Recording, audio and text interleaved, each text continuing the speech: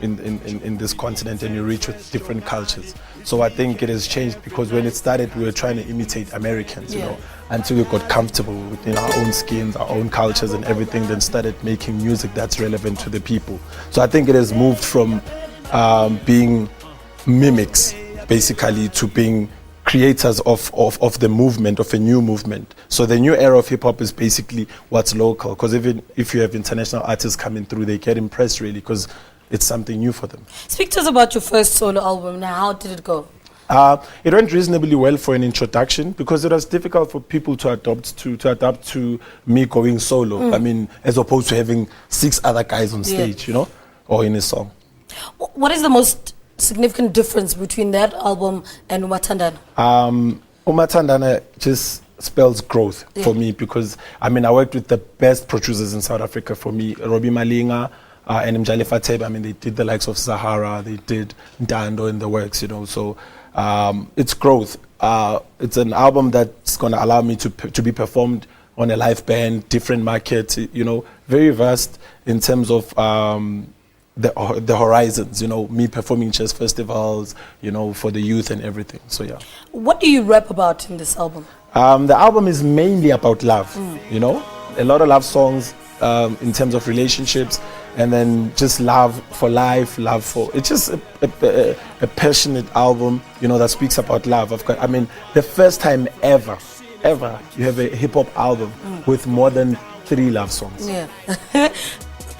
What kind of fan base has going solo earned you?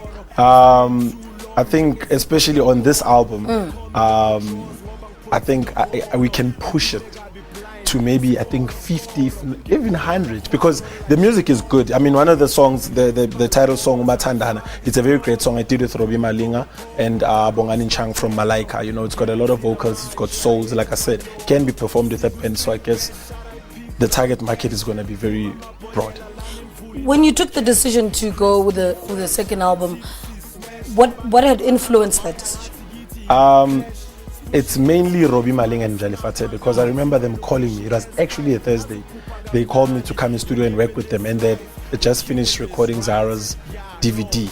For me, that was like, I was breathless for a while. You know, I couldn't even picture myself in studio with them recording a full album, because most artists can't afford them, you know, to that extent. You could only maybe record maybe a single or 2 songs with them, and me being given an opportunity of recording the whole album, wow, that was amazing. Speak to us about your performances. Where will you be performing? Where can people catch you? Okay, wow. On the 26th, I'm in Duduza, Tabangs and Sun Pub and Grill. On the 27th, I might be in Two Tone in Davidson. And then on the 1st, I'm in Sprayed View, White House. The 2nd, I'm with Arthur Mafukate in Soweto, Thokoza Park. And my dad in business, Mr. Johannes Bia in Mpumalanga, has got me covered. I'll be all over Mpumalanga touring, so expect me everywhere. All right. Thank you so much. Was the second album, and the latest is titled Umathandana. More from Bozza a little later, so stay with us. Let's take a break. Stay with us.